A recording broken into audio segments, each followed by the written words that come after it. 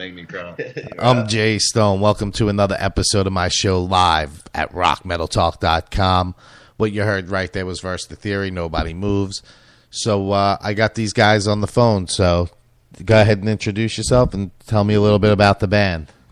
What's up? We're Versus a Theory. I'm John Miller, vocalist, with the guitar player Matt. We're out of a small town, Graham, Texas. Hole in the fucking earth, about 10,000 people. Literally a hole in the fucking earth. Well, and it's probably one of my biggest markets is Texas. So I mean, I'm cool with it. Oh yeah, I love Texas. It's just coming from a small town. It's hard to get out anywhere. Yep. So thanks to people like you guys, put us out, let people hear what's going on. Yeah, at least you guys got music worthy of putting out there. So I mean, you just heard Nobody Moves. I mean, it's a well written song. So talking about that, how many CDs have you guys released so far? Oh, that was our first one, the one with Nobody Moves and Welcome Home and all that. And we put that out with Flathead Records. A guy named Timmy Soulful recorded for us and produced it. Real good guy. Right now we're writing new material. Yep. Have another one out hopefully soon. So, are you still gonna put it out on that label? And is it like a legitimate label that's paying you guys to do the stuff? No, it's just he's an independent recording guy. He's local. He's local here, but he's got people coming in. He does real good quality, and he knows what he's doing. He's got guys, like I said, coming in from out of other places recording, and so we'll probably work with him again as far as that goes. How many songs do you have ready to go for the new recording, or are you still working on them? Yeah, we're still working on them. We got about 4 of them in the works. I mean, 3 of them could probably be completed fairly quick. We just need to tighten them up, touch up some little spots here and there. What the guys will do is they'll work on them, finish them up, then he'll bounce them down and send them to me, and then I'll start putting lyrics to them. If not, then I'll have a song wrote, and these fuckers will change it all up on me. Right. No, I hear you. I mean, that's the natural progression, I guess. It's just going to constantly change. I mean, that's why a lot of bands take so much time to write an album. I mean, I had the guy from Creep on 2 weeks ago, and he just keeps going back in and redoing everything. He finds some new software or something like that, and just keeps going in and tweaking shit. So, well, even now, I listen to our music, and I hear stuff that I would like, to be different. That's just how it is. Most of the time you play a song or a CD for so long, and then you start hearing things you would have made different, and then you just have to use that on the next one.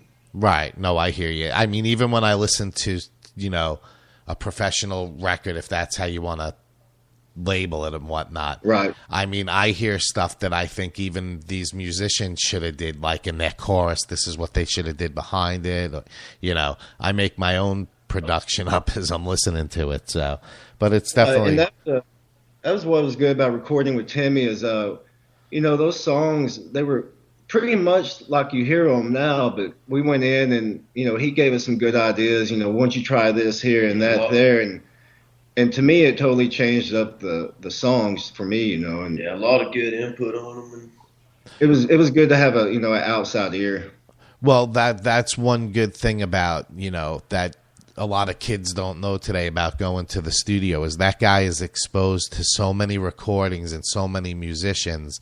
I mean, he's probably hearing stuff that works well with, and picking up on things. So kids recording at home today are just writing the songs the way they want to write, which isn't a bad way either. But, when you have that outside element.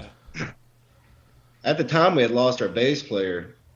And Timmy was cool enough. He even wrote the new bass lines for every song and played bass on the CD for us. Yeah. Cool. Yeah, he's a good musician also. He's in a band too. Then we got our new bass player, and he learned, picked him up really quick. So it's all working out now. So you guys did a cover of Deftones. I normally don't like too many cover songs, but I mean, you guys did a great job on that. So what inspired you to do that song? I personally, they're one of my favorite bands. Right. You know, I like them from Adrenaline on up. They're just different to me. You know, to me, no two songs are the same, and I've always kind of been attracted to that. And that happened to be one of my favorite songs, and one of Matt's as well, I think. Yeah. And that was one of the first songs we learned or actually played together as a band, and we figured might as well, record it and have some fun with it. That and the recording on it, I got whenever I bought some recording software, that was the song I used because I was real familiar with it at the time. That I went ahead to use that to help me learn how to operate all that stuff. So yeah, that song's not actually on our EP. It's just a project, kind of learning and filling out the software for him. yeah. I mean, that's definitely a we good just put it out process. there. Yeah. Yep. It's all pretty new as far as recording, and so now we can set up and record live as we're practicing and rehearsing, and then we can it comes in handy when we're writing, Oh yeah. Right. I mean, that's the process. Like when I had my band, I bought a Zoom recorder and I just set it up in the room and we would hash things out, and then I would let them record the music without me singing it. And then I would go back and fine tune, like just listen to it at my desk and shit, and just hash out my vocals just sitting there. And it was an excellent process. I mean, it made us very tight that way because we all went home and practiced to those tracks. So and rehearsing 3 nights a week. Yeah, I'll put it on my phone and I'll listen to it all day at work, and by the end of the day I have the lyrics are done. Right. Yeah. I mean, it's a must because we've had so many ideas and just riffs and different jams that are just lost because we didn't record them. And I mean, of course that's part of music.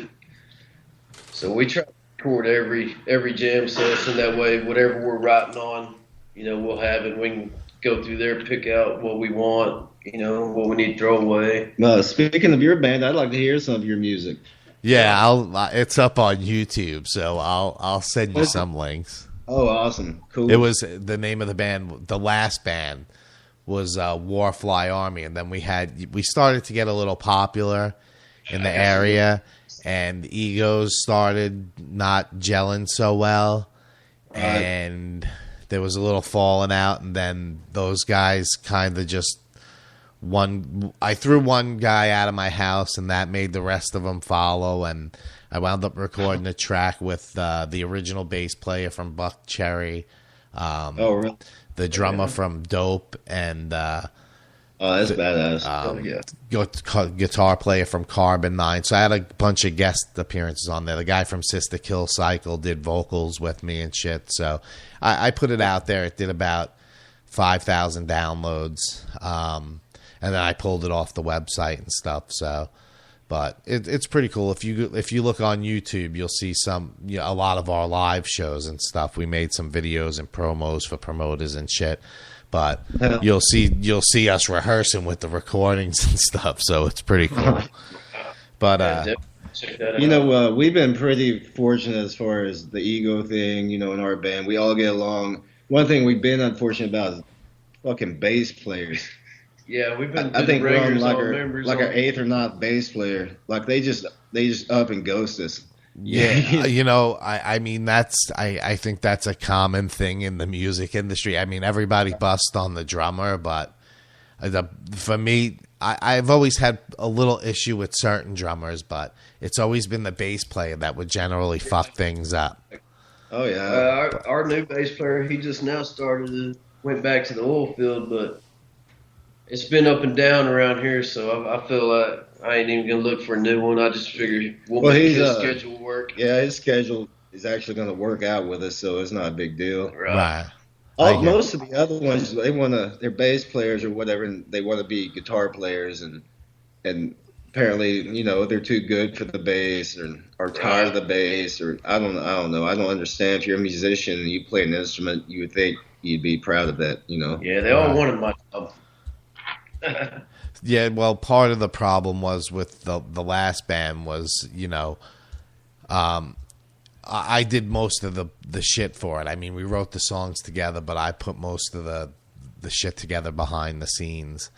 And they just told this guy, hey, man, you can play bass with us. And I didn't really like his bass playing style, and I think the guitar player knew that, so he caught an attitude with me, and that's just when it blew up.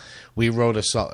I let these guys rewrite one of my songs, and then when it was done, we were all like, all right, that's it. That's the final version. That's how we're going to do it. And then he was like, well, why don't you sing this part like Axl Rose? And I almost fucking lost it. And it just blew. It just got, at first it was joking around. You know how it goes. Right. You're joking around. Then all of a sudden fucking say one stupid thing and that's it. So, but it's no big thing. I mean, I don't regret anything I did with them, but we did get offered a independent record deal a couple of days later, and I'm like, I just can't. I can't even put that in my head right now. I can't even wrap myself. So, but I tried to do it on my own for a while. Well, that was one of our reasons to go record with Timmy. Is we were talking to a guy from Pavement, and his spiel was he was really interested, but he wanted, some better quality recording. Yeah. And so we went and recorded, and I sent them the EP, and he just, he was really talking about how good it was, and he was really impressed, and then we just never heard from him again. Right. Yeah. But that's all right. I mean, it didn't bother me at all.